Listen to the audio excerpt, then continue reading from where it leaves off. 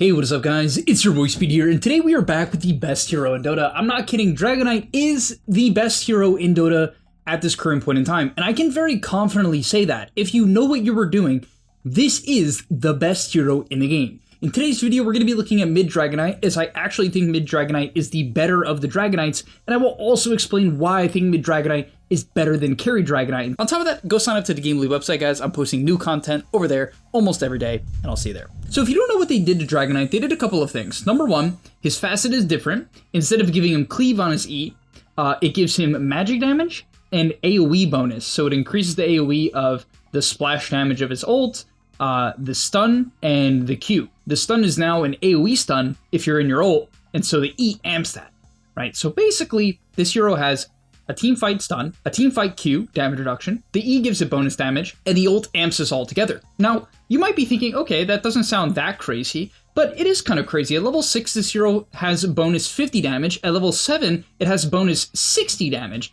That's a Sacred Relic amount of damage. And most importantly, I haven't even mentioned the most broken fact of all of this.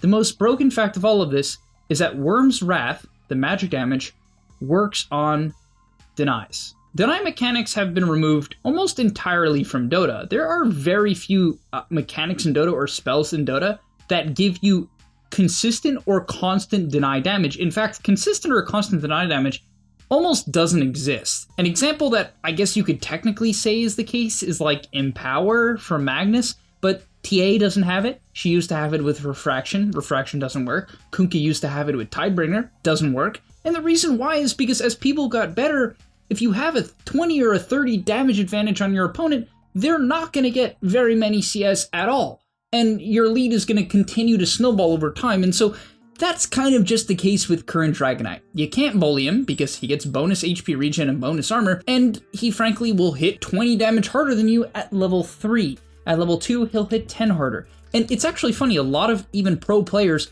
don't understand that this is what makes Dragonite currently super broken or hyper broken. People are not taking the E at level 2. I actually think you can even take it at level 1. However, he takes the Q to take the range creep, which is fine, but the E also helps you get the range creep. It's just 10 damage. And so yeah, the laning stage, he's against Quap, which is a totally fine matchup for Dragonite. Dragonite is actually considered generally a counterpick to Quap, but now it's a hyper counterpick to Quap, because not only do you out-sustain her general harass that pressures the majority of melee heroes, you completely out-deny here. He's about to hit level 2, and it's going to start to really kick in, because you have to also keep in mind, every time you cast Breathe Fire on the enemy, it's 11 seconds of 30% damage reduction. So they're going to be hitting for 40 to 50 damage, you're, at level 2, going to be hitting for 80. Oh, that's nice. So they're hitting for 30 less than you when affected by your Q. And you can imagine, it's pretty easy to last hit when that's the case, and let's take a look at this. So he pulls aggro, this last hit, reasonably easy. I mean, what? Do you see the range he just last hit that at?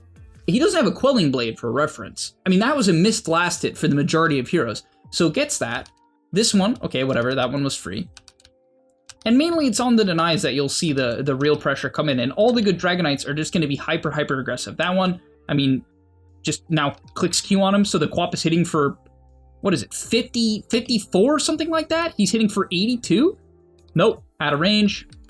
Quap basically can't get that one. That one's almost impossible. She got like one of the last hits, or none. Now can go under. Yep, that one was just ungettable. I'll actually replay that. I think I was going a little bit too fast for you guys. But I think that one was just straight up ungettable, as long as he timed it correctly, because he's level 3. Now he's hitting for 90, 92, and minute 2. It's a bit problematic. Yeah, I think the Quap actually maybe hit it at the right time, but just didn't have enough damage. She wasn't even affected by the Q. Same thing here. That's just, I actually think he maybe could have denied that. I think he's actually underestimating how much damage he currently has, because people aren't used to it. Yep, he could have hit that one probably earlier as well. Not that the Quap got the last hit. She didn't. She had to hit it super early. And the funny thing is the Quap probably doesn't even know, right? That's the worst part. I think Weehaw does, because his skill build is correct. A lot of players are just getting it wrong. They're scaling their stun. Just don't. Just skill the E. It's 20 damage. Like, it's just 20 damage. And so yeah, the CS lead.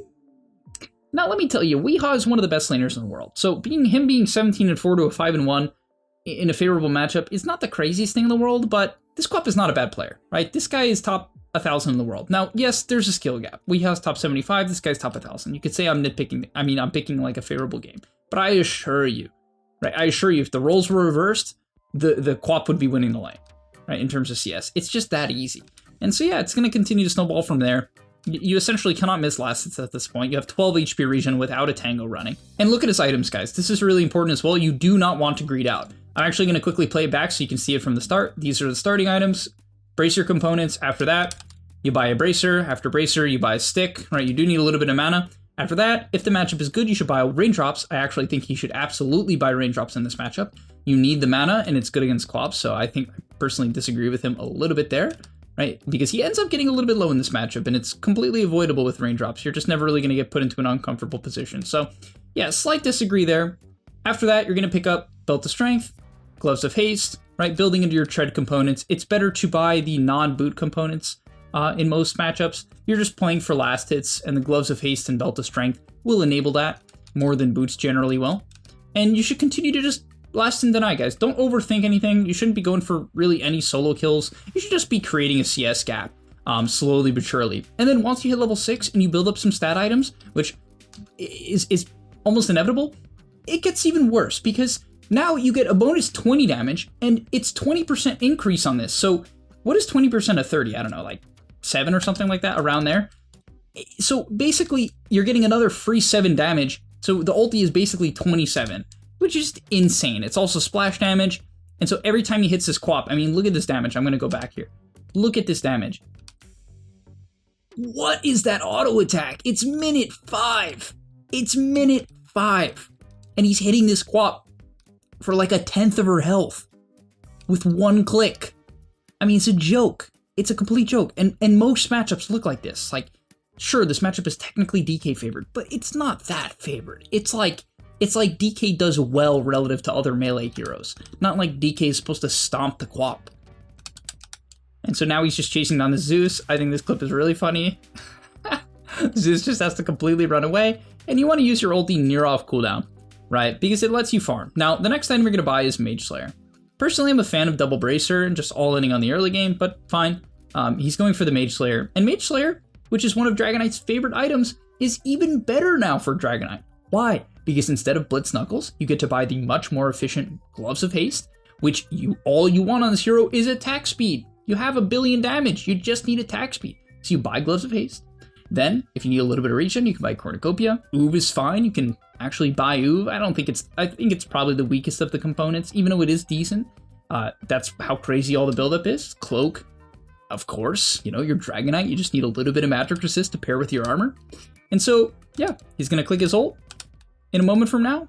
Oh no, he actually ends up ganking bottom, remember. The Quap goes bottom, he matches the movement.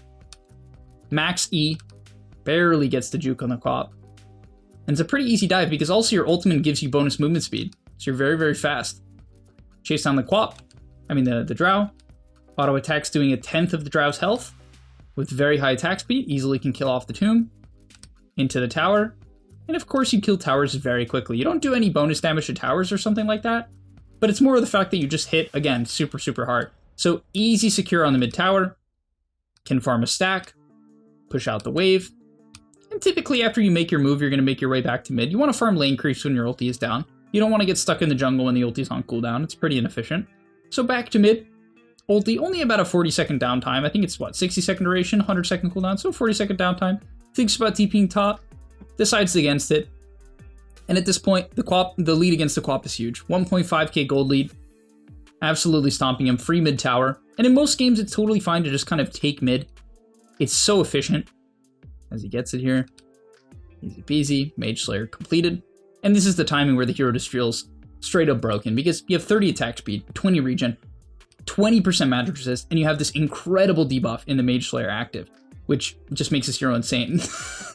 This kill, I don't know, this kill is just so goofy. So the stun is a 2-second duration, which is pretty long for a level 2 stun.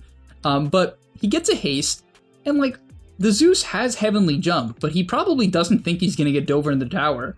He just walks up to this guy. What is that? What is that? Like, I mean, yes, he had a haste. That's the only reason that kill was possible, but what is that kill? Just It's straight up disgusting. Next item, he's going to buy Blink Dagger, and I think there's actually a lot of items you can buy here. I don't think you have to buy Blink. I think you can buy Sange, just kind of amp up that regen, build some health, be tanky. Like, you can just go straight into Sange and Yasha. You can go Shadow Blade and try to like carry the game, right? Be more of like a scaling core. Oh, this is so funny as well. It just gets worse. Every second it just gets worse, right? When your ulti is active, it makes your stun AoE, and oh, unlucky for Zeus, up the auto attacks also are AoE damage, right? They're splash damage. So now the Zeus is getting hit, and the Zeus gets caught in a chain stun because of the fact that this stun just happens to be AoE. This is 100, this increases it by an extra 20%, and it kills the Zeus by an accidental stun. Very nice, and that's why his skill build is more than correct. I mean, the Q max isn't bad, but you hit so hard, and it's an AoE stun, so it's better to max the stun to really just, again, play around this absurd attack damage that you have. And now he can farm Ancients during the ulti, and again, when your ulti is down, you typically want to make your way back to the mid lane to farm up a couple lane creeps. Unfortunately, the Willow was taking it here, so he makes the far more advanced play of getting an Invis Room, TPing bottom, and using this as an opportunity to find the Drow, which he easily does. And it's pretty funny because there's actually a much better way to execute this kill. So the much safer way to execute this kill is not to instantly blink on the Drow, because he's smoked in Invis. It's not like the Drow's going to see him. It's to walk up, get range, hit, then stun to maximize the amount of auto attacks. Also to save your blink if the Drow is to get out of attack range. But nah, he just does it like, I would say, an inefficient way. Doesn't matter. High movement speed, easy chase down. And he's hitting for 1 billion. And at this point, he's just sweeping the map. And this is what happens in a lot of these Dragonite games. The hero wins the lane in the majority of matchups. And then because it buys such an efficient item in Mage Slayer that is just better than ever on this hero, because it used to give a bunch of int, which isn't terrible on Dragonite, but you don't really need it. As long as you have a bit of mana regen, which the item gives, right? Gives 2. You don't really need mana pool. And so he can just keep fighting. And look how tanky you are.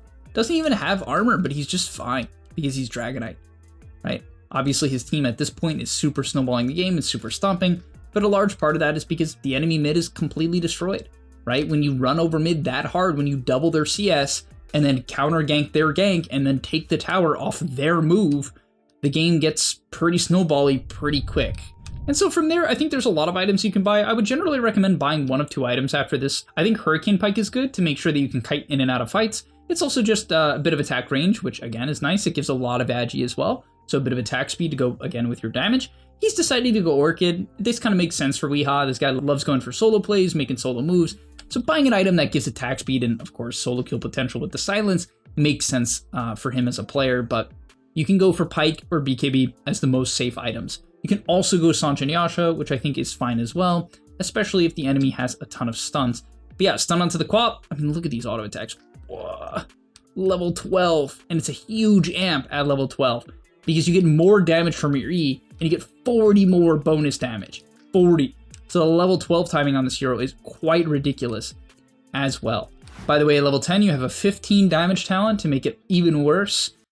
With all of this newfound attack speed, right? He's buying Orchid, so he's getting even more attack speed. Which, if you're looking for solo kills and you just want to make solo plays, it's either Shadow Blade or Orchid. Shadow Blade is a little bit nerfed now, so maybe Orchid is the better item in that regard. But yeah, queuing up the Orchid probably gives him a bit too much mana, honestly. And against this like Ags Beastmaster, it would be nice for him to maybe pick up a BKB or a Hurricane Pike just so he's completely invincible. Because you do so much damage at this point that I feel like it's better to prevent the enemy's all-in attempt rather than have the ability to instantly kill them in one go. That's my personal philosophy on this type of thing, but oh no, not the DD Dragonite. Oh, solo killed. I don't even think the Dark Willow did any damage, honestly. I really think she didn't. It's actually in a bit of a weird spot here. Nope, he's fine. They're a bit too far ahead at this point. He's also getting healed by a Warlock. Not hitting for nearly as much as he could at this point, but just kind of doesn't matter. Orchid onto the Quap. And from there, guys, like, if the game slows down, the nice thing about this Dragonite is it can play this hyper tempo, but let's say your team isn't following you or you have some bad deaths, because the reality is it's not like you're invincible, right? You do have to outplay your enemy in the laning stage by outlast hitting them. It's not like the easiest, it's easy, but it's not the easiest thing in the world. especially considering this hero does not have like innate mobility. So if you overextend, you will die. You're not invincible, especially pre-Mage Slayer. So if the game is bad, if things are hard, whatever, just pop your ult and farm. Scale into the game. At level 15, you have a 300 health talent. At level 20, you get attack range. At 25, honestly, both of these are insane. He used to have only one good one, which was the HP regen and armor. And now he has this plus 50% Worm's Wrath effect during Elder Dragon form, which gives you an extra 20 damage and 50 AoE bonus, right? So you get an even bigger stun, even bigger splash damage, bigger breathe fire, right? It's really, really nice. And so yeah, this game ends pretty soon as he queues up the BKB. I think going another damage item would be beyond terrible. At this point, you can easily solo kill anyone. There's no reason to take any risk. He's against Zeus and against Beastmaster. They have a lot of magic damage for him. So Hurricane Pike or BKB. Against something like Zeus and Beastmaster, even Quap to some extent, it's really nice to have this BKB. But all right, that's going to be all for today's video. It's pretty simple, pretty straightforward, which is why I'm such a fan of this hero right now. If you want free MMR, you can go safe lane and kind of do what I'm saying. But the reason why I really think he's better mid is a lot more of a lasted battle.